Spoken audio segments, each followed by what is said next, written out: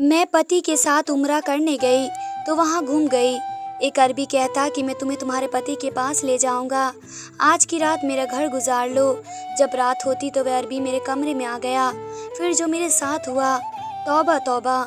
वहाँ हर चीज़ में अलग ही कशिश थी, हर कोई अपने आप में मगन था, लेकिन एक मैं थी जो दीवानों की तरह यहाँ वहाँ देख रही थी। मुझे कुछ भी तो समझ नहीं आ रहा था। ऐसा लग रहा था जैसे हर कोई मुझे ही अजीब नज़रों से देख रहा हो। मैं कभी अपने आप में सिमट जाती तो कभी अपने पति की तलाश में निगाहें दौड़ाने लगती। मैं एक अजीब सी हालत में थी जहाँ मेरे दिमाग ने भी काम करना छोड़ दिया और मैं बेबसी से दुआ मांग रही थी। शायद मेरी किस्मत में कुछ लिखा ही ना था। मेरे पति का दूर दूर तक कोई अता पता ना था। खुदा जाने वे कहाँ चले गए, या फिर मैं ही अंधी हो गई थी जो वे मुझे कहीं नज़र नहीं आ रहे थे। यहाँ तो सब लोग ही एक जैसे सफ़ेद कपड़ों में नज़र आ रहे थे और ऐसे में अपने पति को तलाश करना मुझे बहुत ही मुश्किल लग रहा था। हर चेहरे में मुझे अपने पति के चेहरे का मान होता और जैसे ही मैं करीब जाती तब कोई गैर मर्द निकलता। मैं पूरी तरह बदहवास हो चुकी थी। मुझे समझ ही नहीं आ रहा था कि मैं क्या करूं और किस तरह अपने पति को ढूंढूं। ना ही ये मेरा वतन था और ना ही ज़ुबान। आज पहली दफ़ा मुझे अपने वतन और अपनी ज़ुबान की कीमत हुई। यहाँ तो मैं ना ही किसी को आमिर का हुलिया समझा सकती थी और ना ही किसी को अपनी परेशानी बता सकती थी। मुझे दीवानों की तरह यहाँ वहाँ चकराता जाना कितनी देर गुजर चुकी थी, लेकिन आमिर थे कि मिल ही नहीं रहे थे। पता नहीं वे कहाँ चले गए। बहुत देर पहले हम दोनों उम्रे से फारिग हुए थे और फिर खुद ही मुझे यहाँ की सड़कों पर लेकर निकल आए। वे कहने लगे पहले घर वालों के लिए कुछ खरीदारी कर लेते हैं, फिर होटल जाएंगे, और यही कहकर वे मुझे बाज़ार में ले आए। मैं भी खुश हो गई कि चलो वापस से पहले घर वालों के लिए कुछ खरीदारी कर लेंगे, लेकिन मुझे क्या मालूम था कि इतनी बड़ी मुसीबत आ पड़ेगी। बाज़ार की चमक दमक देखकर तो मैं हैरान रह गई। मैंने इतना अच्छा बाज़ार आज तक नहीं देखा, बल्कि मैंने बाज़ार देखा ही कहाँ था। बचपन से लेकर जवानी तक और शादी के बाद भी मेरी ज़रूरत का सामान कोई दूसरा ही लेकर मुझे दिया करता। ये पहली दफ़ा था जब मैं खुद खरीदारी के लिए निकली, और वह भी सऊदी अरब के बाज़ार भी, जहाँ हर चीज़ ही बहुत खूबसूरत थी। शायद यही वजह थी कि अपनी ननंद के लिए उसकी पसंद की चीज़ें देखने में मैं इस कदर गुम गई कि मुझे पता ही ना चला कि कब आमिर मुझसे बिछड़ गए। वे मेरे साथ साथ ही बाज़ार में थे, लेकिन जब मैंने अपनी ननंद के लिए कुछ चीज़ें पसंद की और आमिर को दिखाने के लिए पीछे गई तो वे मुझे कहीं नज़र ना आए। पहले तो मैंने उन्हें आवाज़ दी और इधर उधर देखने लगी, लेकिन कुछ ही देर में मुझे एहसास हुआ कि वे मेरे करीब में कहीं नहीं हैं। तो मैंने ज़ोर ज़ोर से उन्हें पुकारना शुरू कर दिया और उसके बाद से अब तक मैं उसको तलाश कर रही थी। जिन गलियों रास्तों में चलकर हम यहाँ तक आए थे, मैंने उन्हीं गलियों रास्तों पर चलकर उसको हर जगह तलाश कर लिया, लेकिन मुझे उसका कुछ अता पता नहीं मिला। मेरी आंखों से आंसू बहने लगे। मैं दिल ही दिल में खुदा से दुआ कर रही थी कि मेरे पति को मुझसे मिला दे। मैं किसी से भी आमिर के बारे में पूछना चाहती तो वह आगे से अरबी ज़ुबान में बात करना शुरू करता और मैं और परेशान हो जाती। ना ही मुझे ये ज़ुबान आती थी और ना ही मुझे इशारों में आमिर के बारे में पूछना आता था। मैं एक ही अजीब सी परेशानी में आ गई और मैं खुद को कोस रही थी कि मुझे आमिर का हाथ छोड़ने की ज़रूरत ही क्या थी। गैर मुल्क में अगर कोई कैसे इतना लापरवाह हो सकता है, और आमिर वे मुझे छोड़कर कहाँ चले गए। मुझे आमिर पर भी बहुत गुस्सा आ रहा था। जब काफ़ी देर ऐसे ही गुजर गई और मुझे कुछ समझ ना आया तो मैंने सोचा कि अपने होटल वापस चली जाती हूँ। हो सकता है कि आमिर मुझे वहाँ तलाश करने वापस होटल ही पहुँच चुके होंगे। यही सोचकर मैंने उन्हीं रास्तों पर चलना शुरू किया जहाँ से चलते हुए हम यहाँ तक पहुँचे थे, लेकिन थोड़ी देर में मुझे एहसास हुआ कि मैं यहाँ से चली थी वापस वहीं पहुँच गई। 1 घंटे तक चलते रहने के बाद मैं वापस इसी बाज़ार में आ गई जहाँ से मैंने होटल के लिए सफ़र शुरू किया, और जैसे ही मुझे इस बात का एहसास हुआ कि मैं होटल के रास्ता भी भूल चुकी हूँ तो मेरा दिमाग ख़राब हो रहा था, और अब मुझे सही तरह से उस बात का एहसास हो रहा था कि मैं कितनी बड़ी मुश्किल में हूँ। इस बाज़ार में बेआसरा खड़ी रह गई। अब तो मेरे पास होटल वापस का भी कोई रास्ता नहीं था। मैंने किसी जान पहचान के चेहरे को तलाश करने के लिए इधर उधर नज़र दौड़ाई, लेकिन यहाँ कोई मेरी जान पहचान का ना था। मेरा वतन मेरा शहर थोड़ी था, यहाँ तो बस सारे अरबी लोग नज़र आ रहे थे। जब भी मैं पूरी तरह बेबस हो गई, जब मुझे यकीन हो गया कि मैं आमिर को नहीं ढूंढ पाऊंगी, तो खुद ब खुद मेरी आंखों से आंसू बहने लगे और मुझे लग रहा था कि अब मैं कभी आमिर का चेहरा नहीं देख सकूंगी। मैं पूरी तरह मायूस हो गई क्योंकि मुझे आमिर से पिछड़े हुए 3 घंटे होने वाले थे और इन 3 घंटों में मुझ पर जो कयामत पड़ी वे सिर्फ मैं ही जानती थी। एक एक लम्हा 1 साल के बराबर महसूस हो रहा था और आंखें थी कि बस आमिर को देखने के लिए बेताब थी। मेरा पति ना जाने इस वक्त कहाँ था और मैं उसके बगैर खुद को बिल्कुल गैर महफूज साबित कर रही थी। 3 घंटे बाद भी जब आमिर का कोई सुराग ना मिला और ना ही मुझे अपने होटल का नाम पता याद आया तो मैं ऐसे ही रोते हुए सड़क के साथ बने पट पर बैठ गई और खुदा से दोबारा बचे हुए दिल से दुआ मांगने लगी, किसी तरह मुझे मेरे पति से मिलवा दे। मैं आजमाइशों की चक्की में नहीं रहना चाहती थी। पहले ही बचपन से लेकर आज तक मैंने बहुत दुख उठाया और अब मैं आमिर के साथ एक खुशगवार ज़िंदगी गुजारना चाहती थी। मैं तो ये सोचकर उम्रा करने आई थी कि इस तरह ना सिर्फ एक फ़र्ज़ की अदायगी हो जाएगी बल्कि मुझे और आमिर को एक साथ काफ़ी वक्त गुजारने को मिल जाएगा, तो हमारी दूरियां भी बहुत कम हो जाएंगी। लेकिन मुझे क्या मालूम था कि यहाँ तो कदम कदम पर एक आजमाइश मेरा इंतज़ार कर रही है। और मैं और आमिर बे औलाद थे और हमारी शादी को 4 साल होने वाले थे। उसे औलाद की बहुत ख्वाहिश थी और आमिर यही कहकर मुझे यहाँ लाए थे, हम वहाँ जाकर औलाद के लिए दुआ मांगेंगे तो हमारी झोली खुशियों से भर जाएगी। लेकिन यहाँ मैं और वह जुदा हो गए। मेरी जान ही निकल गई। मुझे रोते हुए बैठे कुछ देर ही गुजरी कि मुझे रात के अंधेरे में इस तरह सड़कों पर बैठा देखकर एक अरबी मेरे पास आया और बड़ी अच्छी उर्दू में कहने लगा, क्या बात है, कोई परेशानी हो गई है? लगता है आप अपना होटल भूल गई हैं।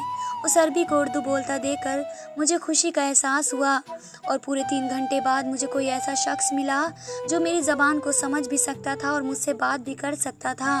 मैंने जल्दी जल्दी उसे बताया कि मैं और मेरा पति उम्रे के लिए यहाँ पर आए थे।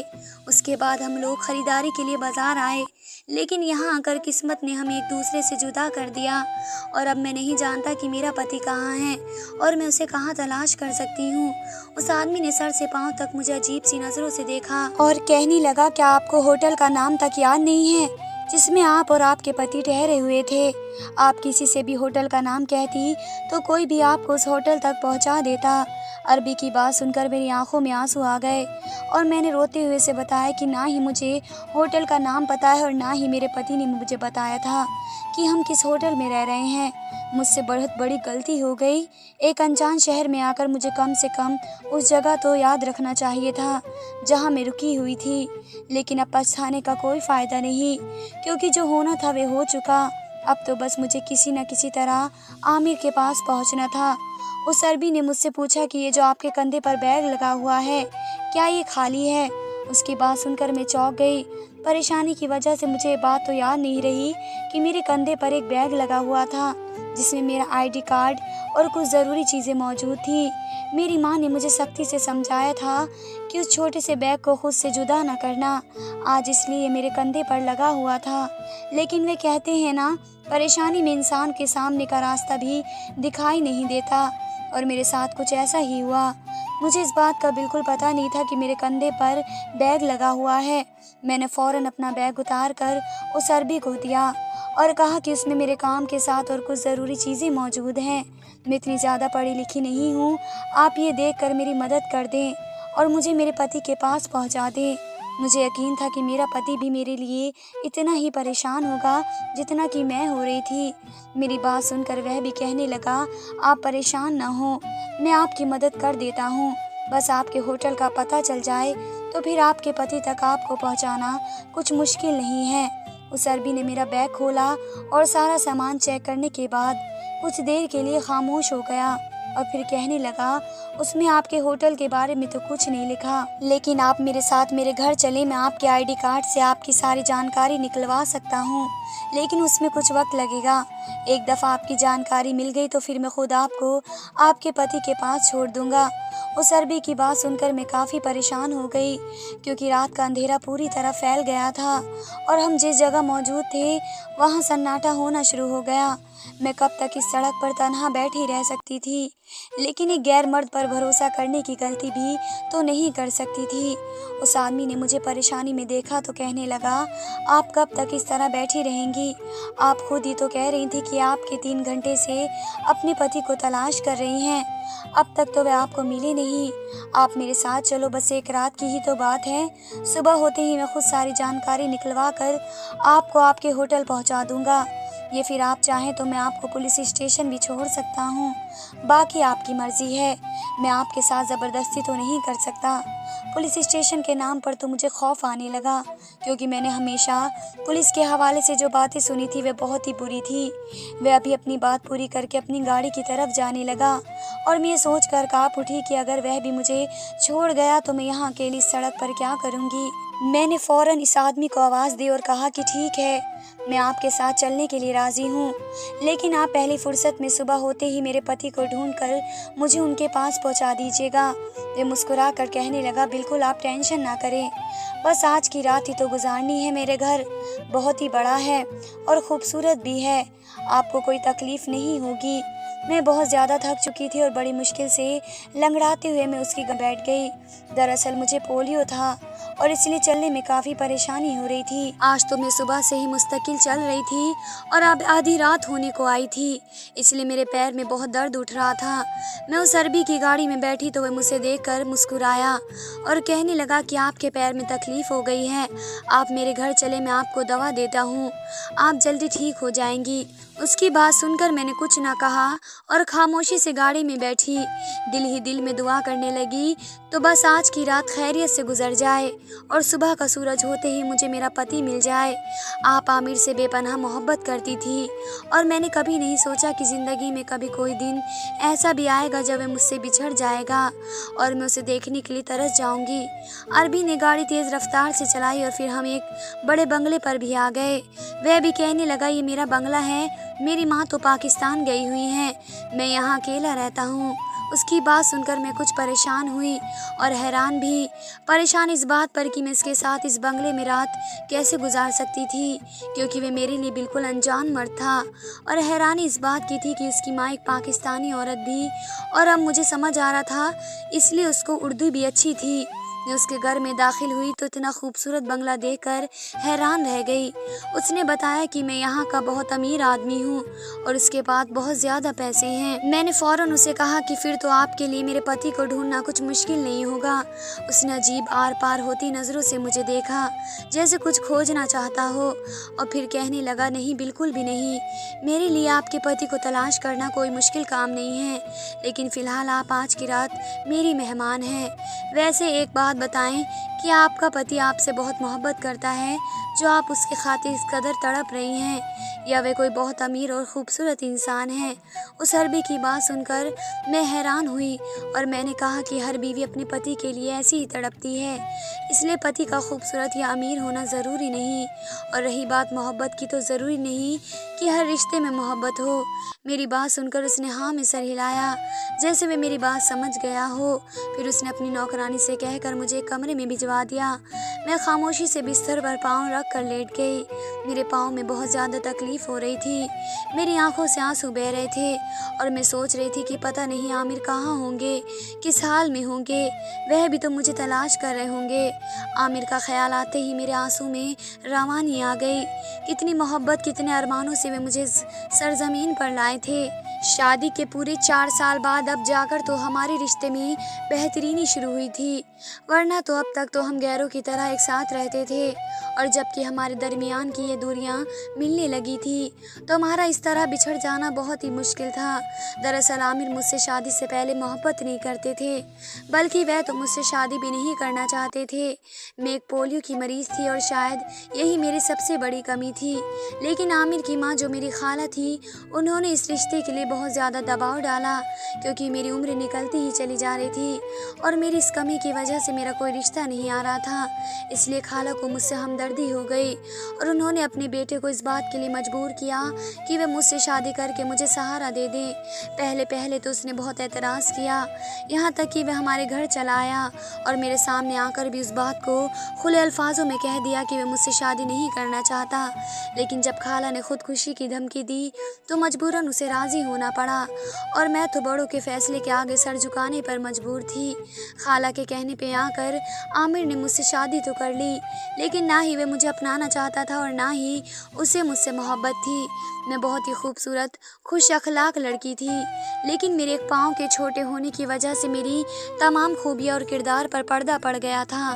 जैसे तैसे हम दोनों की शादी हो गई और शादी के बाद भी आमिर का रवैया में कोई बदलाव नहीं आया, बल्कि वे सारा वक्त मुझे कोसता रहता। ऐसे ही 7-8 महीने गुजर गए और हमारे रिश्ते के तनाव में कोई कमी नहीं आई। लेकिन पिछले 2 महीनों से आमिर के रवैये में काफ़ी बदलाव आए थे और वे मुझसे कुछ बेहतर अंदाज में बात करने लगे। मेरे साथ साथ सास भी उसके बदलते रवैये को देखकर नाराज़ नहीं थी, बल्कि खुश थी और वे मुझे यही कहती थी, देखो समन, मैंने तुमसे कहा था हर चीज़ वक्त के साथ ठीक हो जाती है। आमिर ने तुम्हें कबूल कर लिया है। और फिर एक दिन उसने खुद ही मुझसे कहा, समन, तुम्हें औलाद की ख्वाहिश है ना, तो मेरे साथ चलो, हम दोनों उम्रा पर चलते हैं, वहाँ जाकर औलाद के लिए दुआ मांगेंगे। ये सुनकर मेरी खुशी का ठिकाना न रहा और फिर कुछ ही दिनों में सारी तैयारियां करके हम दोनों उम्रे के लिए आ गए। लेकिन यहाँ जो कुछ भी हुआ वे मेरे लिए किसी सदमे से कम नहीं था। मैं एक दफ़ा खुदा से दुआ मांगने लगी कि सुबह तक मेरे पति मुझे मिल जाएं। वक्त तेज़ी से गुजर रहा था, लेकिन मेरे लिए तो एक एक पल भी बहुत भारी था। और फिर आधी रात के वक्त मेरे कमरे का दरवाज़ा खुला और वह अरबी कमरे के अंदर दाखिल हुआ तो उसे देखकर मैं कुछ परेशान हो गई, क्योंकि आधी रात को मैं उस अरबी के साथ इसके घर में उसके कमरे में बिल्कुल तन्हा थी। वह भी खामोशी से मेरे सामने बैठ गया और कहने लगा, जो कुछ आपके साथ हो चुका है और जो होने वाला है, आपको उसे बड़ी हिम्मत के साथ कबूल करना है, क्योंकि यही सही है। उसकी बात सुनकर मैं घबरा गई और मैंने डर कर पूछा कि कहीं मेरे पति को कुछ हो तो नहीं गया। आप कैसी बातें कर रहे हैं, क्या हुआ है? वह भी कहने लगा, आप परेशान ना हो, मैं आपको पूरी बात बताता हूँ, लेकिन आपको हौसला रखना होगा। दरअसल जब आपने अपने कंधे से बैग उतार कर मुझे दिया तो उसमें मौजूद कागजात के साथ एक खत भी था, जिसमें आपके पति ने आपको तलाक दे डाली थी और वह आप जैसी पोलियो की मरीज़ के साथ ज़िंदगी नहीं गुजारना चाहता था। अब तक मैं बहुत मजबूरी वह इस रिश्ते को निभा रहा था, लेकिन यहाँ आकर उसने आपसे जान छुड़वाई है, इसलिए वह आपको यहाँ लाया था। आप दोनों बाजार में खोई नहीं, बल्कि आपका पति जानबूझकर वहाँ से गायब हुआ, क्योंकि वह अकेला वतन वापस लौटना चाहता था और शायद वहाँ जाकर वह आपके घर वालों को आपके बारे में कुछ गलत बता देता या फिर कुछ और कह देता, जिससे आपके घर वाले आपको बदकिरदार समझ कर बैठ जाएं। लेकिन तलाक की बात बताने से पहले मैं इस बात की जानकारी करना चाहता हूँ कि क्या यही बात है या फिर यह किसी तरह का कोई घिनौना मजाक है, और इसलिए मैं आपको अपने घर ले गया। मैंने अपने बंदों के ज़रिए जानकारी निकलवाई। आपके पति ने आपको बाज़ार में छोड़ते ही अगले घंटे की फ़्लाइट ले ली और वापस चला गया। अब आप वापस अपने वतन जाना चाहें तो मैं इंतज़ाम करवा देता हूँ, लेकिन इस बात में कोई झूठ नहीं कि आपको तलाक हो चुकी है और अब आपका पति आपको कुछ नहीं लगता। उस अरबी की बात सुनकर मेरे होश उड़ गए। तो क्या वे 2 महीने जो उसने मेरे साथ अच्छे गुजारे वे सबसे धोखा था? वो मुझे तलाक देने के लिए यहाँ लाया था, इसलिए ऐसा रवैया रखता था। अब मुझे समझ आ रहा था, अगर वे मुझे अपने शहर अपने लोगों के दरमियान तलाक देता तो खाला यकीनन खुदकुशी कर लेती या फिर उसे ज़रूर जायदाद से अलग कर देती, और उसने अपने आप को इस गंदगी से बचाने के लिए मुझे यहाँ धकेल दिया। वे खुदगर्ज और मक्कार इंसान निकला। मैं ज़ोरों कतार रोने लगी तो वह अरबी जिसका नाम उमैद था मुझे कहने लगा, आपके रोने का कोई फ़ायदा नहीं, उसने एक मामूली नुक्स की वजह से आपको छोड़ दिया और आप उसके लिए अपनी कीमती आंसू जाया कर रही हैं। ऐसे इंसान आप जैसे वफादार औरतों के काबिल नहीं होते। मैं आपको वापस भिजवाने का इंतज़ाम कर रहा हूँ और चाहता हूँ कि अब आपकी इद्दत मुकम्मल हो जाए तो आप मुझसे रब्ता करें। मैं आपसे शादी का ख्वाहिशमंद हूँ। आप जैसी नेक दिल, वफादार और अच्छी लड़की को मैं खोना नहीं चाहता। उसकी बात सुनकर मैं हैरान रह गई कि मुझ में इतना नुक्स होने के बावजूद भी वे मुझे अपनाना चाहता है, जबकि मेरे पति ने मुझे तलाक दे दी थी। उसने मुझसे मेरा नंबर और पता ले लिया और अगली सुबह की मेरी वापसी की फ़्लाइट करवा दी। मैं वापस अपने वतन आ रही थी। मुझे अपने घर वालों और अपनी खाला को बताना था कि उनके बेटे ने मुझ पर एक गैर मुल्क में कैसा सितम ढाया। मैंने अभी तक ये फ़ैसला नहीं किया कि मुझे उस अरबी से शादी करनी चाहिए या नहीं। फ़िलहाल मैं इद्दत में हूँ और अभी मुझे अपनी इद्दत के दिन मुकम्मल करने हैं। आप लोग भी मुझे बताएं, क्या मुझे इससे शादी कर लेनी चाहिए? क्योंकि उसने एक रात मुझे अपने घर पर ठहराया, लेकिन एक दफ़ा भी मुझ पर कोई बुरी नज़र नहीं डाली, और यही बात उसके किरदार की गवाही के लिए काफ़ी है। आपका क्या मशवरा है? क्या मुझे उससे शादी कर लेनी चाहिए? कमेंट करके ज़रूर बताएं। धन्यवाद दोस्तों।